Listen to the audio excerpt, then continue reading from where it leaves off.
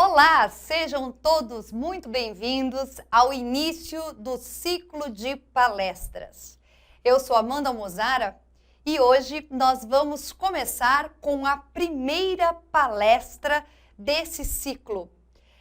Esse projeto, ele foi desenvolvido por ideia dos meus alunos que sempre, de forma recorrente nos corredores da faculdade e dos cursos preparatórios para concursos, sempre acaba me pedindo para falar sobre um tema que é de interesse geral e polêmico. E por essa razão, nesse ano, eu resolvi iniciar este projeto, que é um projeto que tem o propósito de literalmente levar informação de conteúdo e qualidade, garantindo a sua cidadania. E eu já deixo em aberto para você mandar sugestões de outros temas que você tem interesse de assistir. Pode acessar as minhas redes sociais, Amanda Mozara, ou mesmo meu site, o www.amandamozara.com.br, e mande as suas sugestões de temas. Então, a pedido, hoje a gente começa o ciclo de palestras com o tema o adicional de qualificação da Lei Complementar 1217 de 2013. Então, em razão da enquete que foi feita, de todos os temas que estão já em pauta para gravação, esse foi o primeiro selecionado para a gente dar início. Também, se você tiver qualquer dúvida e depois quiser algum tipo de informação adicional, pode mandar um e-mail também para mim pelo contato@amandamozara.com.br. Se desejar baixar o material desta palestra, também poderá fazê-lo pelo meu site. Estão todas as informações aqui no nosso material, também no finalzinho dessa palestra. Você pode anotar, fica tranquilo que o propósito agora é a gente começar e iniciarmos aí a temática do adicional de qualificação. Muito bem, o que será abordado nesta palestra de hoje? Serão abordados os seguintes temas: o que é o adicional de qualificação, chamado de também AQ, e a quem é devido esse adicional. Já tem lá no meu post do Facebook o aluno perguntando para mim: professor, eu moro aqui em Goiás, né? Para mim também vale? Não, então a gente vai delimitar agora para quem é devido o chamado adicional de qualificação. Vamos então tratar das questões polêmicas que são de interesse de vocês, meus alunos, o início de pagamento do adicional de qualificação e a base de cálculo, as duas grandes polêmicas sobre a temática. E aí, por fim, a gente vai analisar a jurisprudência paulista sobre o tema. Vamos iniciar então o comentário sobre o adicional de qualificação. Só que para a gente falar do adicional de qualificação da Lei Complementar 1217 de 2013, é fundamental que eu faça algumas considerações iniciais, até para que você possa realmente compreender o tema como se deve. A primeira consideração é a seguinte: a lei que regula o plano de cargos e carreira dos servidores do TJ São Paulo é a Lei 1111 de 25 de maio de 2010, a Lei 1111 de 2010. Esta lei complementar 1111 de 2010 é uma lei estadual, aplicável somente aos servidores do Tribunal de Justiça do Estado de São Paulo. Então a gente já começa a delimitar aqui a temática. A Lei Complementar 1111 de 2010 é a lei que trata do plano de carreira dos servidores do TJ São Paulo. E esta lei complementar foi alterada em 2013 pela Lei 1217 de 2013 e o artigo 37 veio a disciplinar o chamado adicional de qualificação. Então, o artigo 37, ele foi acrescido pelas letras A e B e foi acrescida a, então, previsão do pagamento do chamado adicional de qualificação. Só que é fundamental eu fazer nesse momento uma segunda consideração com vocês. Primeiro, a lei é de planos e carreiras dos servidores do TJ São Paulo. Muito bem, Quem são os servidores do TJ São Paulo? Vamos fazer aqui um esclarecimento terminológico. Isso é realmente muito importante, porque eu vejo até hoje os estudantes de direito e os próprios concurseiros e depois ingressos se auto-intitulando de funcionários públicos ou dizendo que querem ser funcionários públicos. Muito bem, será que funcionário público é uma expressão correta? Muito bem, funcionário público não é uma expressão correta. Funcionário público é uma expressão desatualizada. Nós não utilizamos mais a designação funcionário público. Desde quando, professora? Desde 5 de outubro de 1988. Com a Constituição de 88, o sistema jurídico brasileiro deixa de adotar a terminologia funcionário público. E a terminologia pós-Constituição de 88 é servidor público. Só que cuidado, não são sinônimos. E esse realmente é um tema altamente complexo. Cada um dos doutrinadores expoentes do direito administrativo falam ou definem servidor público como um grupo. Basicamente, eles entram em consenso no seguinte: servidor público é aquele que ocupa cargo efetivo na administração pública direta, regido por um estatuto. O que é o estatuto? Estatuto é a lei trabalhista aplicável a essa categoria. Como ela é uma lei trabalhista específica, voltada a um grupo, a nomenclatura dada a esta lei é de estatuto. Então, aqueles que ingressam no serviço público por meio de concurso público, nos termos do artigo 37, inciso 2 da Constituição Federal, na administração pública direta, estatutários, são, sem dúvida nenhuma, servidores públicos. Aí você fala assim, mas que estranho, professora, porque eu conheço a AFEPESP aqui em São Paulo, a Associação dos Funcionários Públicos, e também aqui em São Paulo não é Estatuto dos Servidores Públicos, é Estatuto dos Funcionários Públicos, a Lei 10.261 de 68. Aí eu falo para vocês, muito bem. A Lei 10.261 de 68, ela não é anterior à Constituição de 88? A FEPESP não foi criada antes da Constituição de 88? Então, por isso que ainda existe lá a terminologia funcionário público. Mas saibam que, atualmente, a terminologia correta para todos aqueles que ocupam cargos efetivos no órgão Tribunal de Justiça é servidor público. Por isso que, olha só, vamos tirar a prova dos 9 aqui. A Lei Complementar 1111 fala do plano e das carreiras dos servidores do TJ e não dos funcionários do TJ.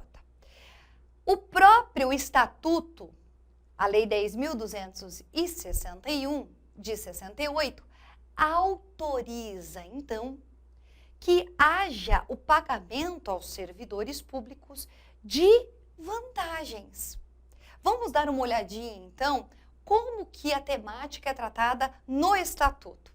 Vejam só, o artigo 108 da Lei 10.261 diz: vencimento é a retribuição paga ao funcionário pelo efetivo exercício do cargo, correspondente ao valor do respectivo padrão fixado em lei, mais as vantagens a ele, incorporadas para todos os efeitos legais. Então, qual é a terminologia adequada para o valor que é devido ao servidor público? Vencimento. Vencimento é o total. O vencimento, ele é composto do padrão, que é chamado de salário base, tecnicamente o padrão, mais as vantagens que são devidas, que são os acréscimos pecuniários. Aí você fala assim, professora, quais são essas vantagens? Está lá no artigo 124 do Estatuto. E vai ter uma série de vantagens elencadas pelo artigo 124. E dentre elas, o inciso 10 fala que é devida também outras vantagens ou concessões pecuniárias previstas em leis especiais ou neste estatuto.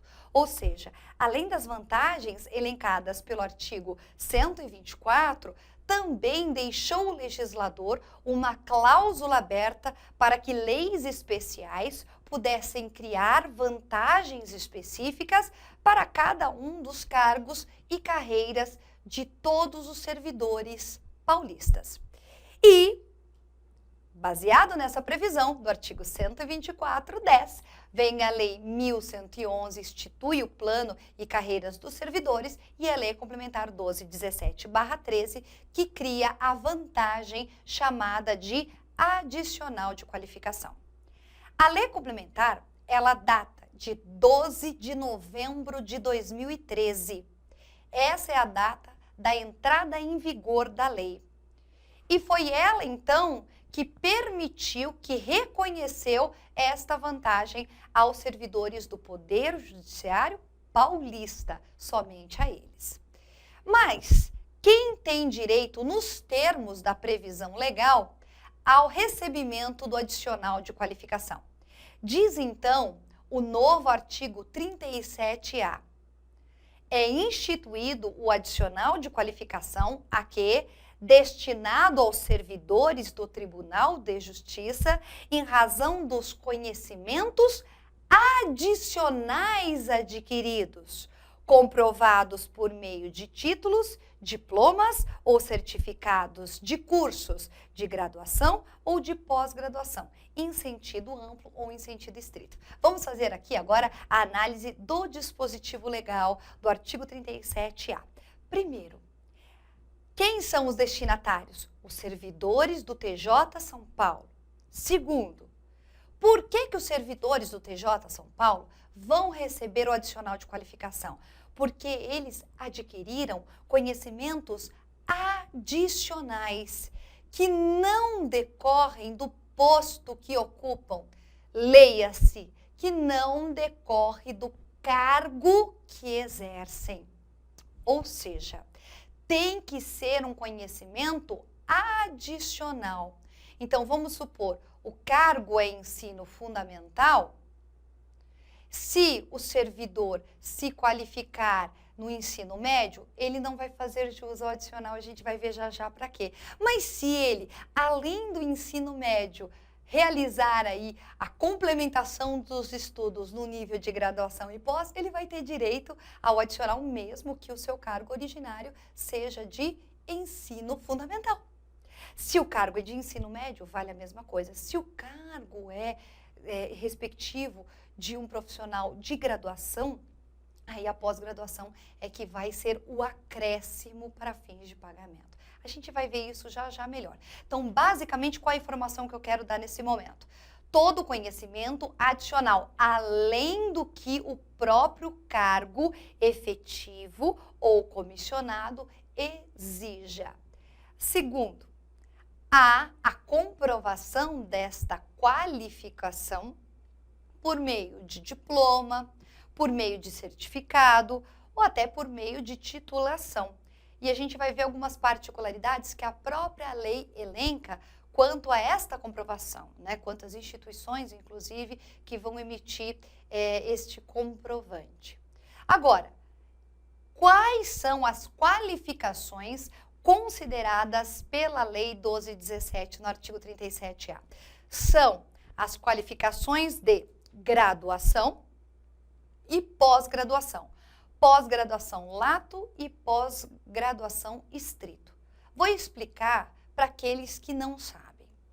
A graduação é a faculdade, né? Então, a faculdade, ela dá o nível, o grau para aquele que se formou de graduado em uma determinada área. Né? Então, consegue a graduação quem faz a faculdade.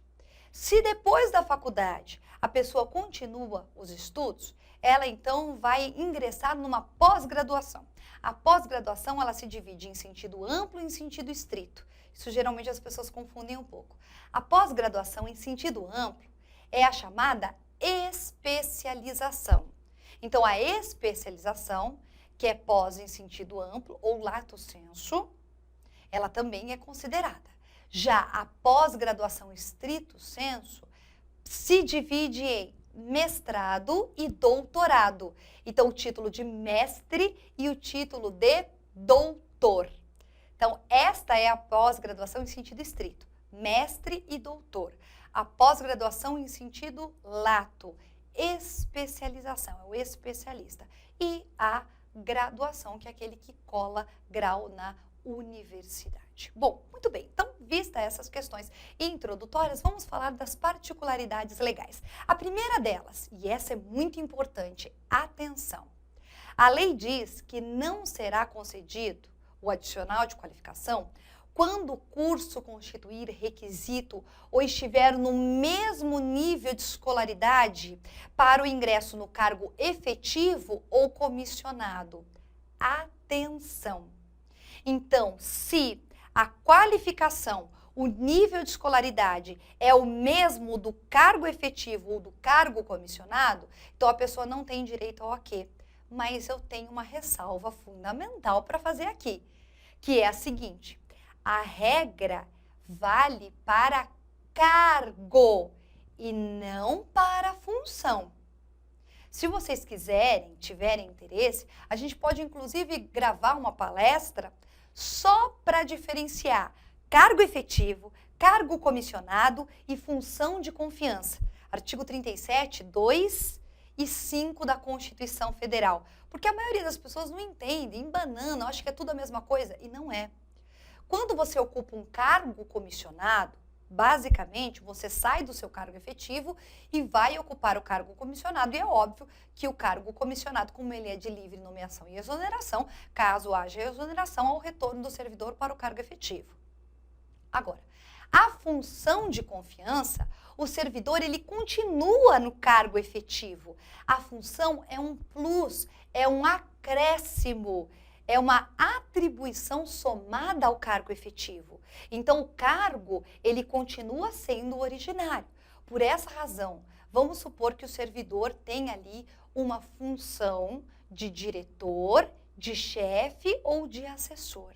Se é função e não é cargo, ele tem direito a receber o adicional de qualificação, mesmo que no exercício da função exija algum tipo de escolaridade. Atenção a essa questão. Temos que ser técnicos e ver como que a lei trata do assunto. Segunda particularidade. A lei também fala que os cursos e instituições que vão reconhecer a qualificação devem ser cursos e instituições que o Ministério da Educação valida, que o Ministério da Educação reconhece. Então, somente cursos e instituições de ensino reconhecidos pelo Ministério da Educação. Cuidado, às vezes a pessoa faz um sacrifício para se qualificar e depois a titulação, o certificado ou o diploma simplesmente não tem valor. Ok? Mais uma particularidade. A pós-graduação lato sensu, como nós temos uma oferta N no mercado, né, inúmeras hoje pós-graduações, a lei estabelece que tem que ser aquela pós de no mínimo 360 horas. Então, no mínimo pós de 360 horas para fins de considerar como uma pós que qualifica o servidor para o recebimento do adicional. Outra observação que a lei traz é uma restrição, que o AQ ele não se incorpora para nenhum efeito legal e sobre o AQ não incide outra vantagem ou outras vantagens. Basicamente, a ideia é que não há a incidência de outras vantagens sobre essa vantagem, a fim de evitar o efeito progressivo, né? O efeito de soma, né? E um valor agregado muito grande aos vencimentos do servidor. Então, com relação às demais vantagens, o AQ, então, não é utilizado na base de cálculo. Agora, isso é uma coisa. Outra coisa é a base de cálculo do próprio AQ, que a gente vê já, né? Que é isso que a gente quer analisar aqui na nossa palestra. Então, uma coisa é, o AQ não serve de cálculo para outras vantagens. Mas o que serve de cálculo para o AQ? E a gente vê isso já. E, por fim, a questão dos aposentados. Aposentado tem direito a receber o adicional de qualificação? A lei também fala sobre a temática. E a lei diz o seguinte: se o aposentado ele se qualificou quando em atividade, ele tem direito. E qual que é a ideia básica? A ideia básica é o seguinte: o tribunal, o órgão, chegou a fruir da qualificação daquele servidor, que vai além do que o próprio tribunal exigia no cargo. Ou seja, a ideia é muito simples e muito lógica. O tribunal, ele exige um tipo de qualificação. O servidor, espontaneamente, vai e se qualifica. Quem ganha? Quem ganha é o próprio órgão e quem ganha são os destinatários do serviço, ou seja, todos ganham. Então, já que o servidor tem esta proatividade, quer melhorar? Que ótimo! Vamos reconhecer essa melhora do servidor, que é boa para o tribunal, que é boa para o destinatário do serviço e, sem dúvida nenhuma, é boa para o próprio servidor. Então, se o tribunal chegou a fruir desta qualificação do servidor, quando em atividade, óbvio, aí sim também o servidor fará jus ao aquê. O que não pode é o servidor se aposentar e depois se qualificar. Aí não, ele não vai ter direito ao recebimento do aquê. Vamos entrar então agora na questão polêmica. Vamos começar o estudo da base de cálculo do adicional de qualificação. A princípio, esse era um tema que não deveria trazer maiores questionamentos, porque a Lei Complementar 1217 trouxe expressamente uma previsão quanto à base de cálculo do adicional. Está lá no artigo 37b, que estabelece, vamos ver juntos, o adicional de qualificação incidirá sobre os vencimentos brutos equivalentes à base de contribuição previdenciária do cargo em que o servidor estiver em exercício. Então, vejam só. Vocês acabaram de ver comigo a redação do 37b. Parece existir alguma margem de dúvida quanto à base de cálculo do aquê? Não. A lei é literalmente expressa e muito objetiva ao dizer a base de cálculo do aquê, ela é a mesma base de cálculo da contribuição previdenciária. E eu levo em consideração os vencimentos brutos. Só que os vencimentos brutos não são computados na sua integralidade. Por isso que a lei diz os vencimentos brutos equivalentes à base da contribuição previdenciária do cargo.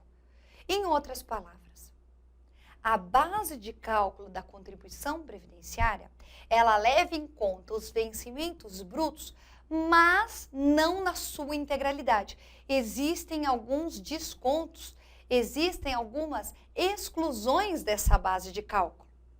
E onde você pode encontrar isso? Na Lei Complementar 1012 de 2007. A Lei Complementar 1012 de 2007, no artigo 8º, vai tratar da base de cálculo da contribuição previdenciária. Então, eu quero literalmente esclarecer qualquer dúvida que você tenha sobre esse assunto. Vamos dar uma olhadinha no artigo 8º da Lei 1012. Diz: a contribuição social dos servidores públicos titulares de cargos efetivos, ativos e dos militares do governo de São Paulo para a manutenção do regime próprio de previdência social do Estado, incluídas suas autarquias e fundações, será de 11% e incidirá sobre a totalidade da base de contribuição. Calma aí, aí vem o parágrafo único. Para os fins desta lei complementar, entende-se como base de contribuição o total dos vencimentos dos servidores, incluindo-se vencimento do cargo efetivo, acrescido das vantagens pecuniárias permanentes estabelecidas em lei ou por outros atos concessivos, dos adicionais de caráter individual e de quaisquer outras vantagens. Agora sim, excluídas. Vamos ver então o que a lei excluiu da base de cálculo da contribuição previdenciária. diárias para viagens, auxílio transporte, salário família, salário esposa, auxílio alimentação, parcelas remuneratórias pagas em decorrência do local de trabalho, parcela percebida em decorrência do exercício do cargo em comissão ou de função de confiança, as demais vantagens não incorporáveis instituídas em lei e o abono de permanência. Então, essas são as vantagens excluídas da base de cálculo da contribuição previdenciária. Bom, se a contribuição previdenciária, então, tem esta base de cálculo totalmente definida e delimitada pela lei, qual a margem de dúvida existente? Nenhuma. Por quê? Porque a lei 12.17 é clara, são os vencimentos brutos equivalentes à base da contribuição previdenciária. E, de uma forma geral, a maioria dos servidores, eles vão excluir da base de cálculo o auxílio transporte e o auxílio alimentação. E aí você fala assim, professora, mas se eu quiser analisar no caso concreto e verificar se a base de cálculo está correta, como que eu posso fazer? Você vai fazer o seguinte, aqui vai uma dica. Você vai pegar a contribuição previdenciária paga naquele mês. Você vai pegar no Olerite a contribuição previdenciária paga naquele mês. E você vai extrair a base de cálculo dessa contribuição previdenciária, literalmente por um cálculo matemático. Extraindo a base de cálculo da contribuição previdenciária daquele mês, não resta margem de dúvidas que é sobre aquele valor que tem que ser calculado o percentual do AQ. Então, você tem que literalmente pedir ajuda, se não conseguir fazer sozinho, para alguém que entenda matemática. E extraindo a base de cálculo da contribuição previdenciária efetivamente paga naquele mês, você consegue aí identificar qual é o valor correto do cálculo. Muito bem, então, sobre a base de cálculo, existe a incidência do percentual do AQ. Qual é esse percentual? Extraindo a base de cálculo, eu vou calcular qual percentual? Depende da qualificação.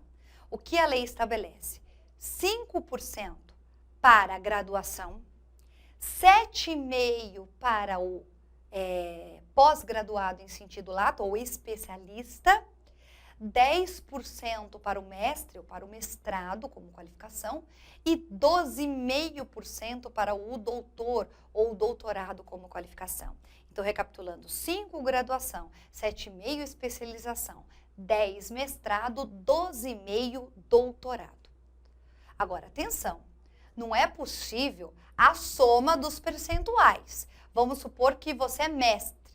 Então, você não pode somar a graduação com a especialização com o mestrado. Você não soma 10, 7,5 e 5. Você vai utilizar como referência a sua maior qualificação.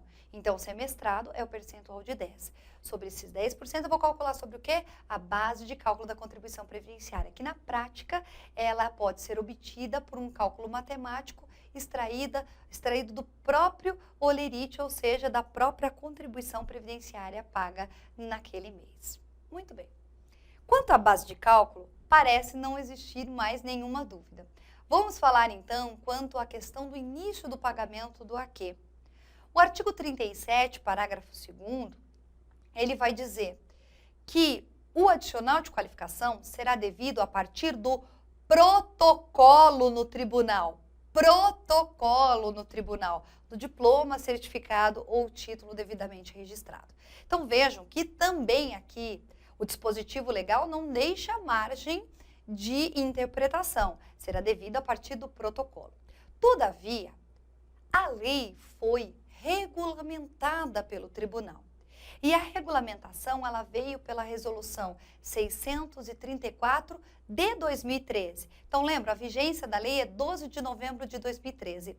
A resolução 634 de 2013 é do próprio TJ. Então, a lei, elaborada pela Assembleia Legislativa Estadual, entrou em vigor no dia 12 de novembro de 2013.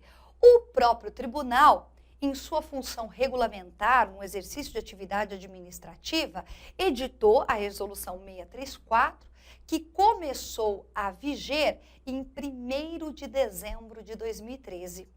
E a Resolução 634 também tem uma disposição quanto ao início do pagamento. Vamos dar uma olhadinha no artigo 3º, parágrafo 2º, que diz: o pagamento do adicional será devido, então, a partir da efetiva comprovação da condição de portador da qualificação exigida em lei, sendo que esta, então, entra em vigor em 1º de dezembro de 2013. Então, diz o artigo 3º, parágrafo 2º, a partir da efetiva comprovação da condição de portador de qualificação. Então, a lei diz do protocolo, a resolução confirma, só que o protocolo leia-se efetiva comprovação da condição de portador. A princípio, não parece nem restar dúvida quanto ao início do pagamento. Todavia, nós temos uma questão polêmica aqui. O artigo 3º diz o seguinte: o adicional de qualificação instituído no artigo 2º desta lei complementar somente surtirá efeito pecuniário a partir da publicação da concessão expressa com base nesta lei complementar. Decorrente desse dispositivo, surgiu uma enorme polêmica no TJ São Paulo. E, em decorrência da polêmica, em 2014, o tribunal lança o comunicado 09. E o que o comunicado 09 diz? O comunicado diz: o adicional não vai ser pago por enquanto. Por quê? Porque, com base no artigo 3º da Lei 12.017, nós só iremos começar a pagar a partir do momento em que tivermos disponibilidade orçamentária para tanto. Então, veja, o tribunal lança o comunicado 9 e fala: não vamos pagar ainda.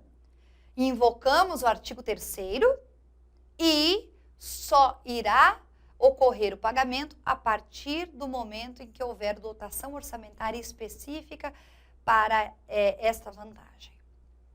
Todavia, o tribunal, em 2015, especialmente em março de 2015, em 20 de março de 2015, lança um novo comunicado, o comunicado 263. E no comunicado 263, o tribunal diz: vamos começar a pagar o aquê. E aí é claro que os servidores ficaram muito felizes e a partir de abril de 2015, a maioria dos servidores já começaram a receber o adicional de qualificação. Quem começou a receber? Quem tinha comprovado perante o SGRH a sua qualificação. Consta lá do site do tribunal, né, que efetivamente a pessoa comprovou a sua qualificação. Aí você fala assim: professor, então qual é a polêmica? Qual é a controvérsia que, inclusive, para adentrar a ela, a gente vai analisar a jurisprudência paulista sobre a temática? É a seguinte: seria devido o adicional a partir do momento em que o tribunal reconhece que vai realizar o pagamento, ou seja, a partir de abril de 2015, ou seria devido o adicional a partir do momento em que o servidor protocola e comprova a sua condição de qualificado, como expressamente determina a lei e a resolução? Então, seria devido a partir de dezembro de 2013 ou a partir de abril de 2015? É aí a primeira polêmica que a jurisprudência paulista já em diversos processos atacou. Vamos falar, então, aproveitar o ensejo da análise jurisprudencial para falar quanto à questão do início do pagamento e também quanto à questão da base de cálculo, que você deve estar se perguntando, mas existe polêmica? Porque parece estar tão claro no dispositivo legal, mas existe sim. Por quê? Porque o tribunal começou a realizar o cálculo do adicional em abril de 2015, quando do pagamento, não utilizando a mesma base da contribuição previdenciária, e sim utilizando o vencimento padrão. Então, os servidores começaram a reivindicar, opa, peraí, isso aqui está errado.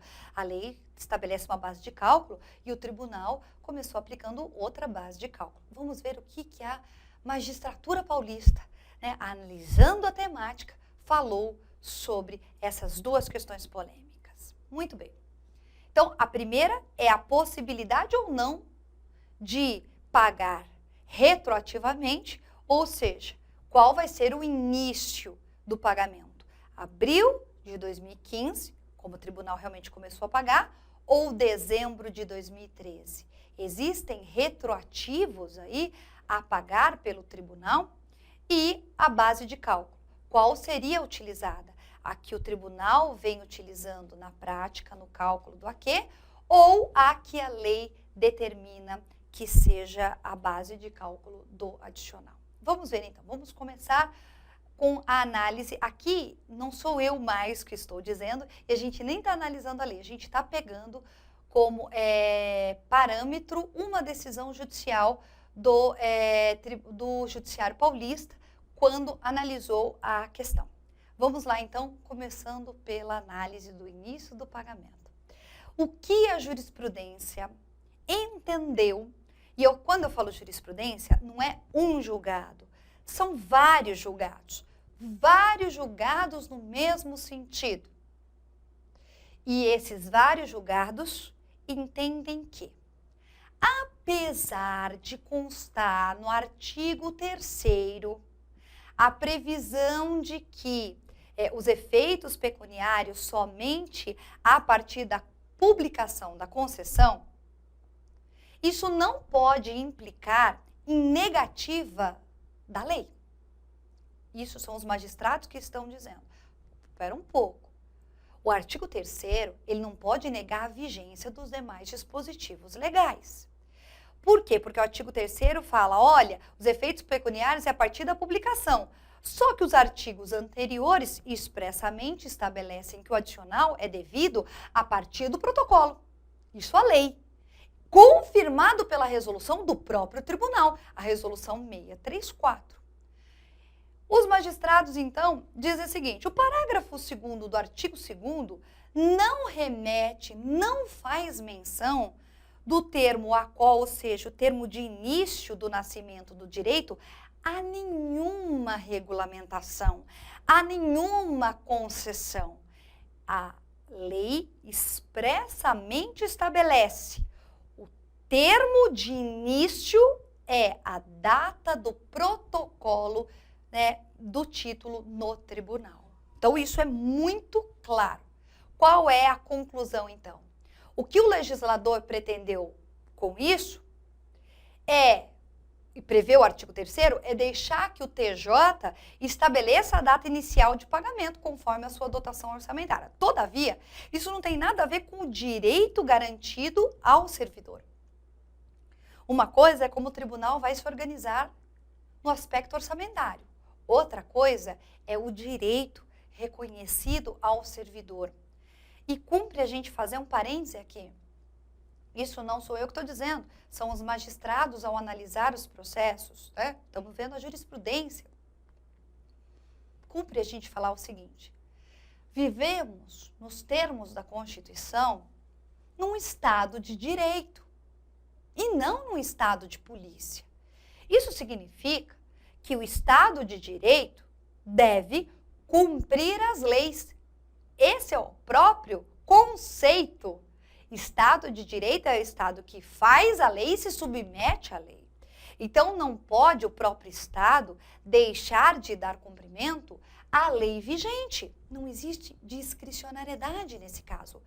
Ainda mais quando houve regulamentação pelo próprio órgão da temática. Então, quer dizer, já não existe. Quando o próprio órgão detalha, regulamenta, entra nas minúcias da questão e ataca a temática, não há que se falar em discricionariedade. E é assim, nós todos devemos defender os nossos direitos. Eu até vou terminar essa palestra de hoje com uma frase que eu adoro muito do Rui Barbosa, que fala exatamente sobre isso, que é assim, nós temos que reivindicar os nossos direitos. Se o Brasil está como está, é porque as pessoas não sabem reivindicar os seus direitos. Agora também, vamos fazer um paralelo? Reivindicar direito significa respeitar dever. Então não se esqueçam que junto com o direito caminha sempre um respectivo dever. Mas aqui, no caso que nós estamos analisando, fica muito claro que é um direito do servidor e que o Estado e o órgão não pode negar o reconhecimento a eles, tanto que a jurisprudência reconhece. Portanto, diz a jurisprudência, não existe argumento lógico para negar vigência a um dispositivo expresso de lei, que é o artigo 2º, parágrafo 2º, sendo que é de rigor o pagamento do adicional a todos aqueles que comprovaram a qualificação no setor competente. Então, o que a magistratura paulista está dizendo aqui quando analisa a questão? Olha, o que a gente tem que levar em conta é a data que o servidor comprovou a sua qualificação. Outra coisa é a dotação orçamentária, é uma questão administrativa. Então, aqui a gente está vendo o direito do servidor. E o direito do servidor é receber o adicional a partir de dezembro de 2013. Se ele, nesta data, já tinha a qualificação comprovada perante o tribunal, então ele tem direito de receber a partir desta data. Ok? E com relação à base de cálculo? Por quê? Porque o tribunal começou a realizar o pagamento em abril de 2015, mas utilizando a base de cálculo equivocada, que é a base de vencimento padrão. Então, pega o vencimento padrão e faz o cálculo do percentual. E aí a gente viu que também não há margem de discricionariedade, né? A lei é clara ao estabelecer a base de cálculo e a própria resolução também invalidou a base de cálculo. Portanto, indubitável que a base de cálculo é a mesma base de cálculo da contribuição previdenciária. É mais ou menos assim. A mesma base de cálculo que eles utilizam para você pagar o tributo é a base de cálculo que você tem direito de receber o adicional de qualificação. É a via de mão dupla, né? Então, eles pegam a base de cálculo para você pagar o tributo, que é a contribuição previdenciária. Essa base de cálculo também vai ter que ser utilizada para que você receba o adicional, né? É o bônus e o ônus utilizando a mesma base de cálculo. Então, a resolução que entrou em vigor em 1º de dezembro de 2013, ela estabelece essa regra e todas as decisões aqui que atacam essa questão falam exatamente da mesma temática. Olha, a dotação orçamentária não pode ser utilizada como desculpa para fins de início e para fins de cálculo de base. Então, é evidente que o adicional, ele é devido a partir de dezembro de 2013 e que a base de cálculo é a mesma da contribuição previdenciária. E nenhuma interpretação pode, né, negar direito ao servidor, que não é um direito que a gente está tirando da cartola, que a gente está extraindo de interpretação. É um direito objetivo e claramente expresso em texto vigente de lei. Portanto, a conclusão da nossa palestra é: a validação dos diplomas perante o Tribunal de Justiça do Estado de São Paulo, que é o SGRH, é suficiente para a concessão e o pagamento do adicional, sendo o direito líquido e certo de todos os servidores o recebimento do adicional a partir de dezembro de 2013 ou a data que o servidor comprovou a sua qualificação. Além do que a base de cálculo ser determinada, né, de forma correta, até porque muito justo que se aplique o mesmo critério para recebimento do critério do pagamento, que é o pagamento do tributo, contribuição previdenciária. Só para finalizar, eu quero fazer uma observação que é a seguinte: se o servidor do TJ ele está cedido a outro órgão, será que ele tem direito ao aquê? Existe regra expressa também na Lei 12.017 que diz que, via de regra, não. Se ele está afastado, ele não percebe. Mas temos duas exceções. Quais são? A primeira é se a cessão do servidor do TJ feita a outro órgão foi sem prejuízo de vencimentos e vantagens. Então, aí ele tem direito. E segundo, se ele foi afastado para exercício de mandato classista, mandato eletivo ou campanha eleitoral. Então, nessas 3 situações, ele também continua fazendo jus ao recebimento do aqui, ok? Eu espero que vocês tenham gostado dessa palestra.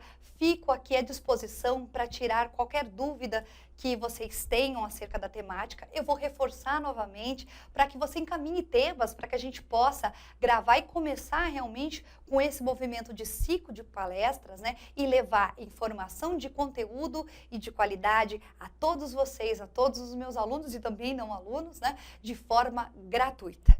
Termino essa palestra dizendo a todos que quem não luta pelos seus direitos não é digno deles. Então, nunca se esqueça de ser efetivamente um cidadão, né? De participar da vida do Estado, respeitando os deveres, mas também reivindicando os seus direitos, ok?